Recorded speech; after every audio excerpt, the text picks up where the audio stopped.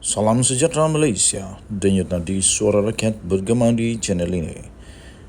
Jangan lupa tekan butang subscribe, like dan share. Malaysia kita punya, cintai Malaysiaku, kita jaga kita.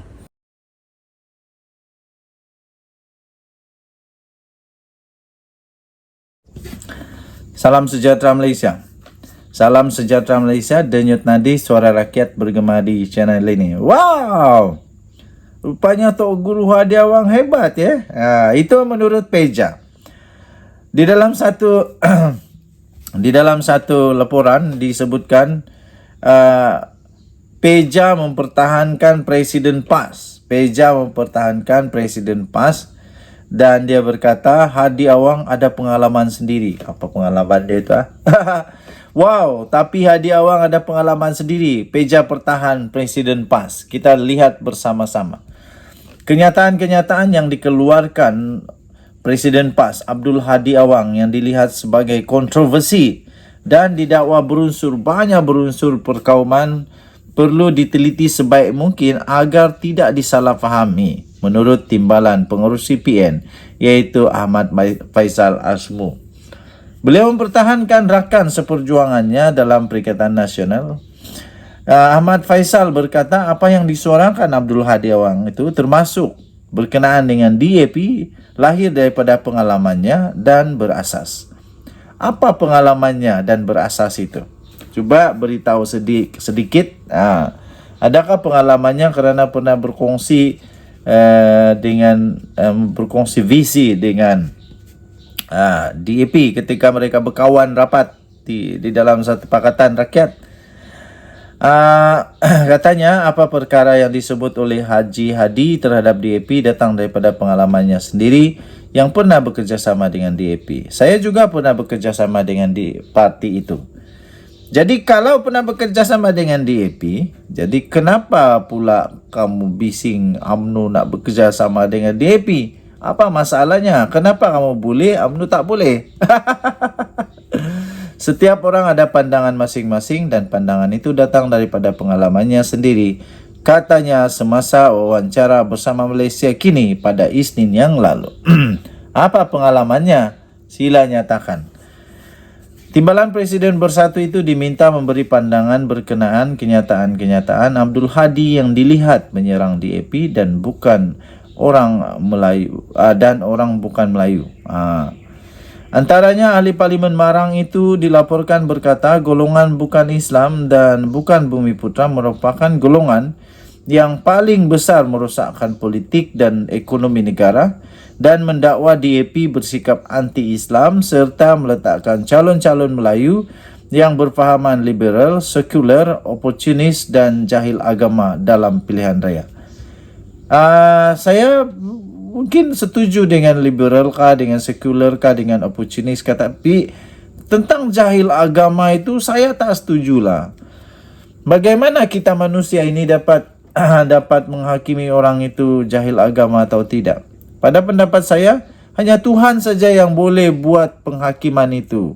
Hanya Tuhan saja yang boleh buat kerana Tuhan itu saja yang sempurna. Manusia tak sempurna. Belum tentu lagi pada pendapat saya, ini pendapat peribadi saya, belum tentu lagi ahli-ahli ataupun MP-MP DAP, adun-adun DAP itu yang masuk surga, belum tentu.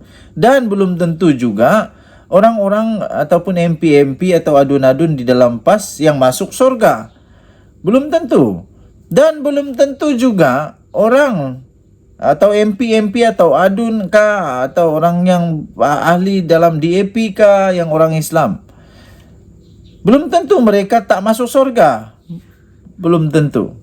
Dan belum tentu orang-orang PAS masuk surga, belum tentu. Hanya Tuhan yang tentukan.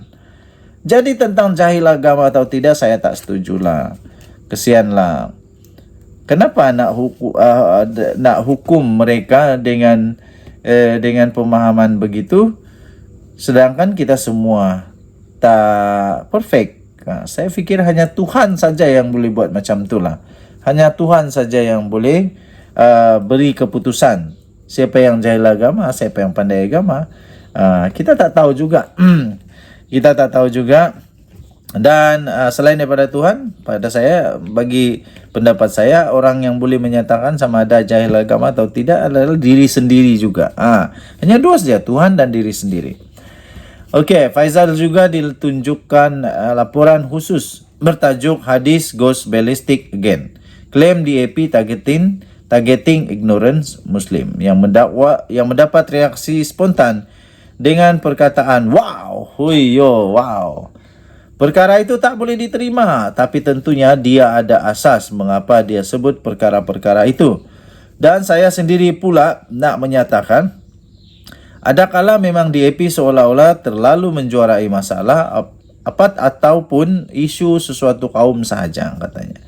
Okey, berbalik kepada jahil agama, sebab saya fikir saja, kalaulah didakwa jahil agama dan sebagainya dengan mudah, cuba terangkan, jelaskan bagaimana pula ahli-ahli yang berkuasa, yang ada pangkat di dalam PAS, MP, adun-adun, pemimpin atau siapa sajalah yang berkuasa di dalam PAS yang pernah kalah di mahkamah kerana memfitnah.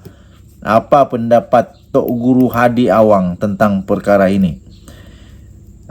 Yang banyak kalah fitnah, parti apa? Adakah mereka ini pakar dalam agama atau mereka pun jahil dalam agama? Kerana yang saya tahu, sebab saya ini jahil agama, yang saya tahu memfitnah itu besar betul dosanya. Lebih besar daripada dosa membunuh. Jadi tolong jelaskan tentang perkara ini pula. Bagaimana pula yang suka memfitnah itu? Masuk surga tak? Saya tak layak nak beri penasihat kepada Hadi Awang kerana dia seasoned politician, ahli politik yang berpengalaman. Dia ada banyak ilmu, katanya. Cakap je lah kalau tak berani. Saya nobody, tapi saya fikir apabila orang berpengalaman seperti dia keluarkan kenyataan, kita perlu fikirkannya dengan teliti, katanya. Begitu juga kalau negarawan seperti Tun Mahathir. Huyo! Bukankah bersatu ini memang dah tak boleh ngam dengan Mahathir? Kenapa tu? Ini ada tanda-tanda best lah. Katanya begitu juga kalau negarawan seperti Tun Mahathir, pemimpin lama seperti pemimpin veteran DAP Lim Kit Siang. Apabila mereka keluarkan kenyataan, anda perlu betul-betul baca apa yang ingin disampaikan kerana mereka orang lama, katanya. Betul juga kalau inilah. Okey. Pada masa sama, Ahmad Faizal berkata, sebarang kenyataan yang ingin dikeluarkan sebaliknya mengambil kira sensitivity, terutama apabila ia melibatkan isu kaum dan agama. Dia mengakui ada masyarakat bukan Melayu yang tidak senang dengan kenyataan sedemikian dan ia antara perkara yang perlu diperbaiki oleh Perikatan Nasional.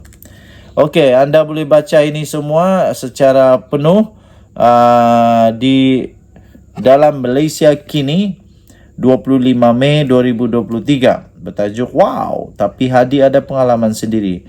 Peja mempertahankan Presiden PAS. Kita jumpa lagi. Bye-bye.